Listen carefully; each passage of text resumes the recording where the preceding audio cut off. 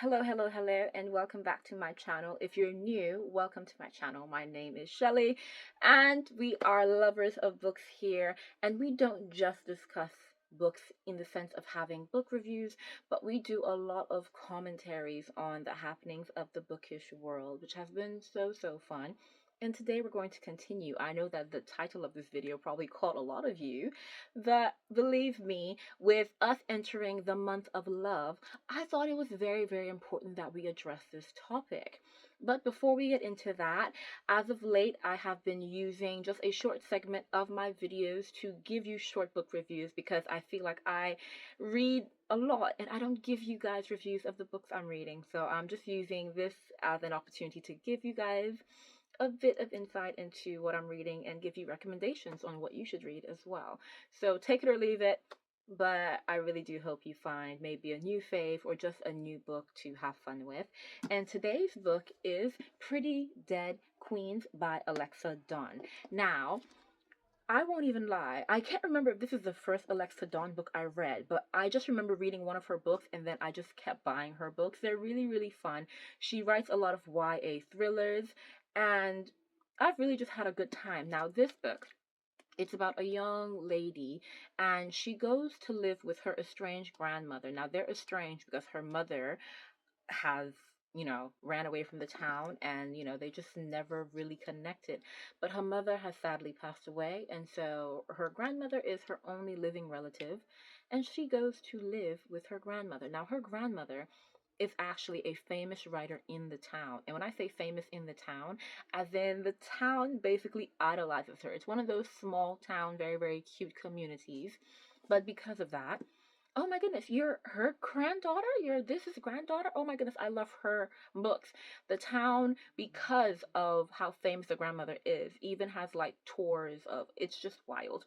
But the grandmother is a murder mystery writer, essentially. And the first book in which she became popular is a fiction book of a murder that happened in their town. And so that's been like memorialized in the town. And she finds it just a tad creepy because it is. And she's just a new girl essentially. She's learning the ropes, finding her way around town, trying to make new friends, just trying to fit in and get used to her new life, especially under the circumstances. Her mother has died and now she's moved to a town where her grandmother, who wrote a book and became famous about writing a book about a murder that happened in that same town, is memorialized. And she's just getting her way around and she finds some new friends and things start to go well. And then someone is murdered. Who's murdered? The homecoming queen, in a fashion similar to the murder that happened 20 years ago. And so it leads people to now start saying, is it a copycat or did we arrest the wrong person? And so now it seems as though there's a killer on the loose because, there was obviously messages about. And it's really fun because in these books, I love books like this where you have the young sleuth, just digging into things that they shouldn't be digging into. And that involves obviously uncovering family's past. And, now that she's in the town that her mother was raised in, she's learning more about her mother's past, you know. And I really kind of like this because she was being quite nosy. And in small towns, me being from a small island myself, I understand the logic of in small towns, nothing is secret. Everyone knows everyone's business, but in the same light, everyone has secrets and no one knows the truth of anyone's life. And so it's one of those small town mysteries where everyone's secrets gets revealed, but at the same time, you got to be careful because there's a murderer on the loose. And I really just had a fun time going through this. So if you like YA thrillers like me, so you love the young sleuth, you love them being nosy, you love a good mystery, you love a bit of a twist at the end, you love some false leads, then I think you should pick it up. And I feel like Alexa Dawn, I think her writing is really fun and enjoyable, and I think her twists are usually good. The one thing I will say is I have read quite a lot of thrillers and I usually figure out who the killer is. And as always, I did. And that's not to say that the mystery was bad. Believe me when I say, doesn't matter how hard the mystery is. I usually figure it out. I'm that kind of person, but I'm an analyst, so I'm used to analyzing things like that. So That's not a surprise to anyone. So take it or leave it. But yeah, that's our review for today. So if you like thrillers, YA thrillers, and to be specific, then I do recommend picking it up. But let's get back into the topic at hand. I am so excited for this topic because I feel like in the month of love, you would expect me to give you romance recommendations. Even the book that I just recommended, you would have expected, why didn't you give us a romance book? I don't read that much romance books. I read a bit every now and then, but I don't read that much. So I picked that book because it was maybe the it was maybe the opposite of a romance. Because it was speaking of murder, and not just that, the cover was pink. So I was like, close enough, okay? But I thought, you know what? Since you guys want romance and I don't really do much romance, I'm going to give you the best I can, and that is critiquing romance. So take it or leave it, I guess. But I'm very, very excited for this topic because it's a trend that has been prevalent in the industry for ages. And, I'm kind of sick of it. And what's annoying is I'm sick of it, but at the same time, I know, and I can definitely be honest and say I've fallen victim to this, or I've been one of those people who romanticizes toxic relationships in books. I'm doing better though, guys, and I hope that all of us can get to the point where we start to do just a bit better.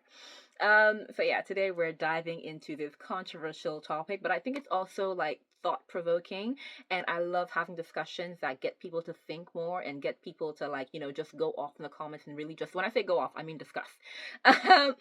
So I think today will be really, really fun because, like, from books, there are so many toxic relationships, from Edward and Bella in Twilight to Hardin and Tessa in After. And I know some people, me just saying that now, would have made you clutch your pearls, but let's be honest with ourselves now. But from these examples and more, we have seen how literature has long glamorized unhealthy dynamics.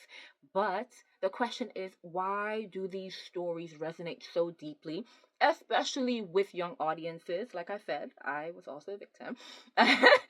And truly, what are the consequences of portraying toxic relationships as something that is desirable? So today we're going to unpack the psychology, the cultural influences, and really the impact of these narratives. But first, obviously, we're going to start by defining what we mean when we say toxic relationships. So when I say toxic relationships, especially in relation to this video, I'm talking about relationships characterized by manipulation, control, or abuse. Now, that's any form of abuse. That can be physical abuse, it can be emotional abuse, it can be psychological abuse, it can be financial abuse. It doesn't matter. Abuse is abuse, and I need people to understand and acknowledge that. Um, but yeah, in books, these dynamics are often framed as passionate, okay, or intense. That's the word that they use a lot. It's very, very intense, rather than calling it what it is, which is harmful.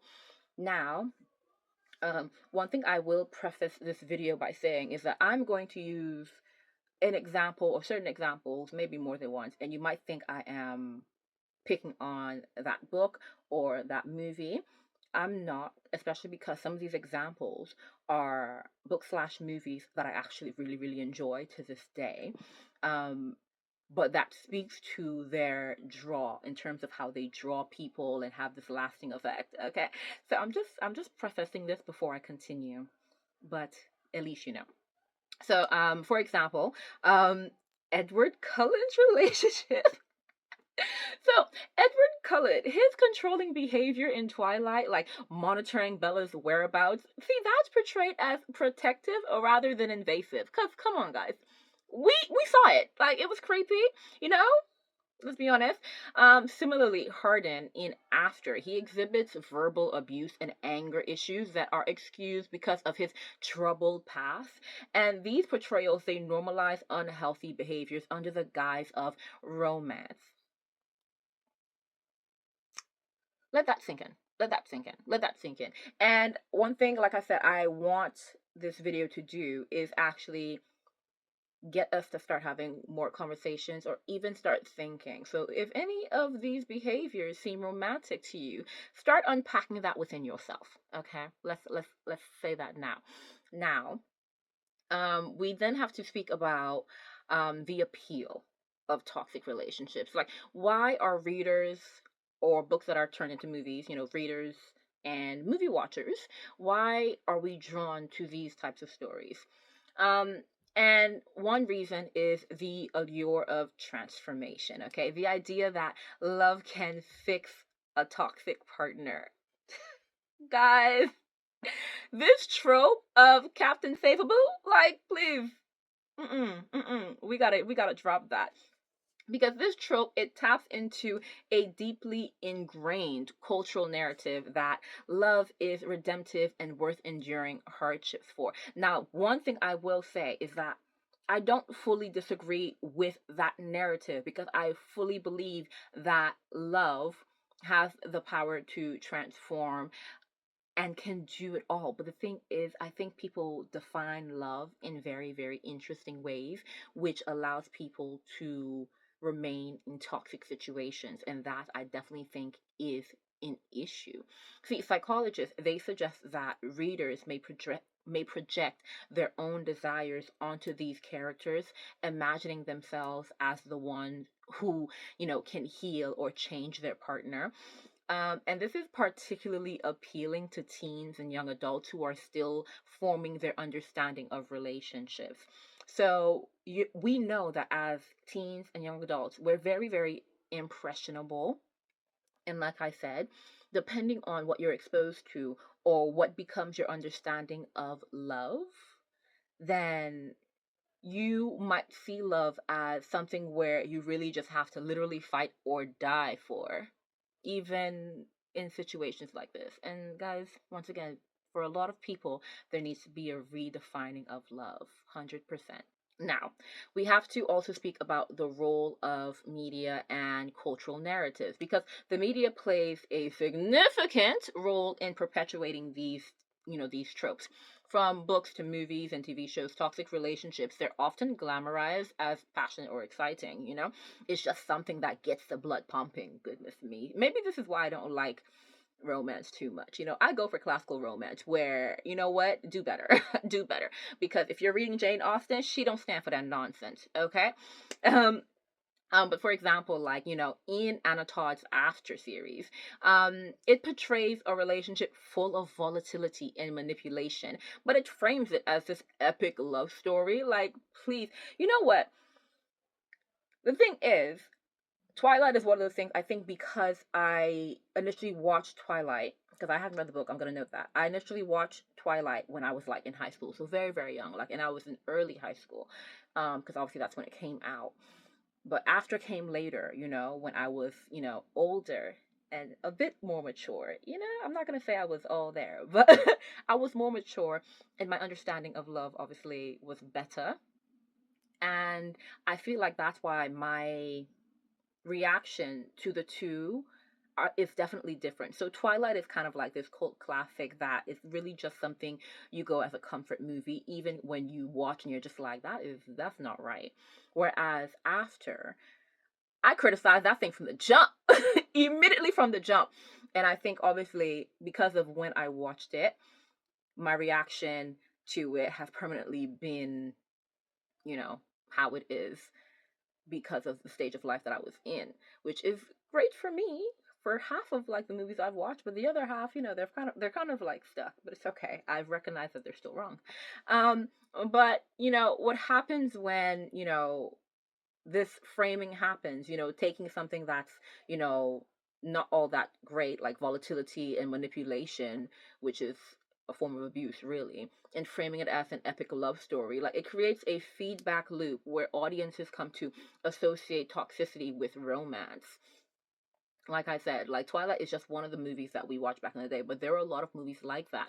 But there was one reader who put it really well. They were just like, I always catch myself drifting toward the toxic love interest because I excuse harmful like behavior as just people acting out of love. And that's the mindset that a lot of people have come to have because of what what they're intaking, what they're seeing, what is really being pushed into them. And it's really, really scary because, one, I appreciate that readers like that can acknowledge that they drift towards the toxic men or the toxic love interest. But at the same time, you recognize it and you still do it. You know, it's something that has to be broken within you. And I say broken within you, I mean the habit. But we, as people who all have habits, good and bad, we know that habits are habits for a reason. Like, they're hard to break.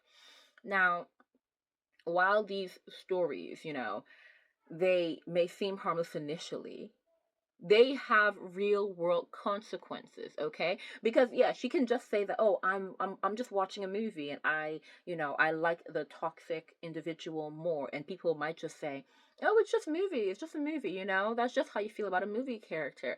But see, this can have real life consequences, because like we mentioned, the audiences who watch and who enjoy these books and these movies, they're impressionable, okay? That's not good. See, young readers, they a lot of times may internalize the idea that controlling or abusive or manipulative behavior is a sign of love rather than a red flag, okay? And this is how we see quite a lot of people in questionable relationships, and you're thinking to yourself, how do they not recognize that that is a red flag? You may be in a questionable relationship and not recognize that some of these character traits are red flags because you internalize certain ideas that were not good. See, some research shows anyway, that normalizing toxic behaviors in fiction can influence how readers perceive relationships in real life. For example, studies have found that abusive behaviors like jealousy or possessiveness are often framed as normal components of courtship in young adult literature. And that's scary that that is something that has become normalized in young adult literature, especially as someone who really, really enjoys YA. But like, it can subtly reinforce harmful dynamics, and this is why I wanted to have this conversation, because like I said, I am someone who really, really enjoys YA books, and I've read a good string of YA books in the last few years when I genuinely started like reading and enjoying reading and like digging into books. It's a pattern that I recognize, and I'm just like, that's not okay, like that's not cute. But we can't like now just stand here and say, oh my goodness, they all suck, they all have horrible relationships. No, not all books featuring toxic relationships romanticize them, and I really, really appreciate that, and I think that's something that we should know. Like, I'm not just reading a bunch of YA books and they all have psychotic like people there, they all have manipulative people, they all have abusive people. No, no, no, no, no. And even if they do have these people in the book, they don't romanticize them. Some authors, they use these narratives to critique the unhealthy dynamics or to really explore the complexities of abuse. Let's be honest, that is what Colleen Hoover was trying to do with It Ends With Us. Now, once again, I didn't read that book. I'm not gonna. I'm so sorry. But it was the fact that her idea behind the book was to portray that an abusive relationship, how it can form, how it can present itself, but ultimately emphasize the importance of leaving for self-preservation, once you recognize that it is abusive. And a lot of readers, when they do have these experiences, obviously they can recognize it within themselves, they can recognize the story, and they can take good from that, which is really, really great. But the thing is, even well-intentioned portrayals can be misinterpreted by readers who glamorize certain aspects of the relationship. You know how some people, they will see a toxic character trait, they'll see a red flag. And I don't know if you guys watch Love is Blind, but in the recent season, or in one of the seasons, one of the women, when she was having, that interview, where you, not interview, but, basically when you're speaking to the camera, she was just like, oh, the problem with me is I see red flags and I run towards them. And, I guess, yay for recognizing that within yourself, but sis, stand up. Like, it's the fact that she said it boldly, like, I see a red flag and I run towards it. It was just like, it was shocking. But that's the fact. Like, some people, they're at that point where that's normal to them, where they glamorize, certain aspects of a relationship, which can be toxic. And I saw a user on Goodreads, they noted that the book doesn't romanticize toxic relationships, but lots of people do. And that's very, very interesting. And I think that user has a point because it highlights the importance of context and reader interpretation. We are all different people, you know, and we see that when we get into the comments and, you know, we have like different opinions on certain points, different opinions on certain instances.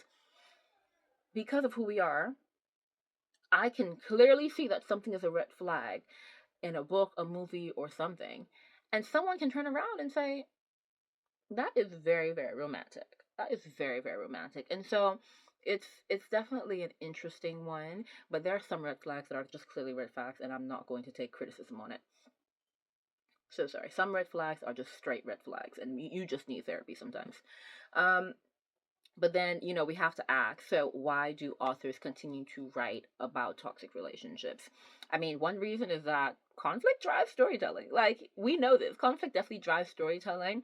It just depends on the type of conflict. Sometimes, you know, it's a physical conflict, you know, sometimes it's war, you know, it's a rebellion, you know. It doesn't have to be physical conflict, though. We have to remember any form of conflict. It can be emotional conflict, you know, it can be mental conflict. Conflict just drives storytelling. So high stakes drama, whether it's emotional manipulation or forbidden love, you know, for our fantasy girlies, it keeps readers engaged. And so authors who want to keep readers engaged, they're just like, you know, this is the avenue to go down. And additionally, these tropes, they sell. They sell. You know, if you want to become a best-selling author or you want a publisher to pick up your book, I mean, you need a book that sells. And so a lot of authors, you know, fall into that trap.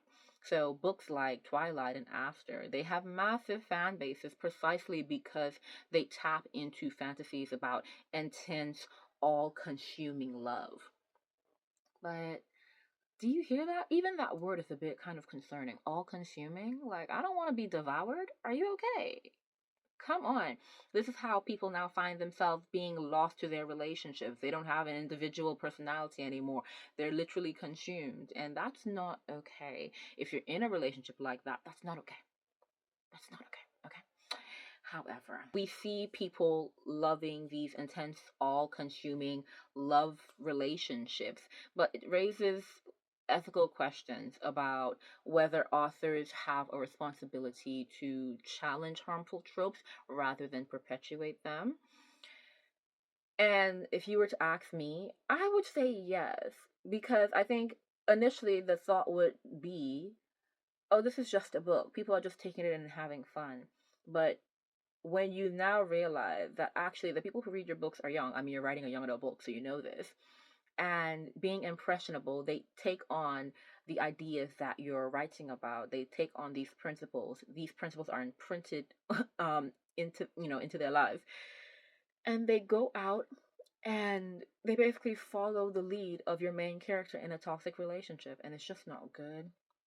It's just not the best. But you know, the good thing is that many authors now, they are pushing back against these narratives, and they're writing healthier relationships in their stories, and I love that. Now, I told you guys I don't read much romance, okay? But the thing is, I have to admit that contemporary romance novels, a lot of them, they emphasize, like a lot of them recently, they emphasize like mutual respect and communication between partners without sacrificing emotional depth. That being said, some of them suck and they don't. Um, we got to be honest about it, but I know that a lot of books, especially the ones that are making a lot of people swoon, is the fact that some of these books, they put that emphasis on that mutual respect in the communication. Because one thing about me, I don't care if it's romance, I don't care what type of genre it is. One trope that I will not stand for, it'll make me immediately hate the book. I will dock you like 3 stars immediately off the bat, and it will take a lot to redeem it. It's the miscommunication trope, and too many people are using it. Like, miscommunication isn't cute. Like, please, you're adults. You know what? If this is a middle grade book, I will excuse it. These kids don't know how to express their emotions. They don't know how to speak to one another. At least they're not meant to. Middle grade books, I see more. I see better communication than I do with adult books. And it's getting on my nerves. Miscommunication should not be a trope that we use anymore. Please stop it. Stop it. Authors, please, I'm begging you, stop it. It sucks. It sucks. It ruins a book. It really does. It ruins a book. But let's, that was a bit of a tangent, but honestly, I hate it so much. But, yeah, we're seeing authors, they're changing their narratives and they're giving us more healthy relationships. Um, and I have seen critics argue that it's not about erasing toxic relationships from literature, but portraying them in a more responsible way. So showing the consequences rather than glorifying them. And I very, very completely agree with that. We don't have to get rid of toxic relationships. It'll be good for people to actually see what a toxic relationship looks like. But at the end of the book, please let that not be what we are staying in, a toxic relationship, and saying that, oh, that's great. No, let's actually say that this is wrong and we're stepping back. Let's not glorify them, please. So, honestly, all this to say that while toxic relationships, they may make for compelling storytelling because we have fun. They definitely come with risk, especially when they're framed as desirable or aspirational. This is not something that you should be aspiring towards as a young woman, and this is what's being pushed at you. Oh, that is absolutely terrible. But as readers and writers, and I always say this, I think I've been saying it quite a lot in my recent videos. As readers, we have power, and writers, I'm putting responsibility on you because you're the ones giving us these books. But definitely, as readers, we have the power to demand better representation when it comes to aspects like this in books. Stories that celebrate love without sacrificing respect, and definitely without sacrificing safety. I cannot with that. That is a storyline I will down immediately, unless it's a fantasy and then we get to beat up the person who does the abuse. But um I am I'm interested to hear your thoughts in the comments about toxic relationships and its portrayal in books, and not just books, just in media in general. Have you noticed the trend? Do you think it's getting better? Because I think it's getting better. Or like, do you think it's getting worse and I'm really just not seeing the brunt of it? Let me know what you think. Were you ever a victim? When you were younger, did you like swoon over a bunch of toxic men and then you got older and you realized what you were doing? Just let me know. But I thought this was a great way to start the love month. Some people might not agree with me, but like I said, this is my way of celebrating love month, you know? Because I think if I can help people recognize that toxic relationships are not good and should not be glorified in books, I feel like in the future you will have better relationships and you can enjoy love month way more. And so I think I'm doing everyone a service. Okay? But I had fun and I will see you guys next time. Bye.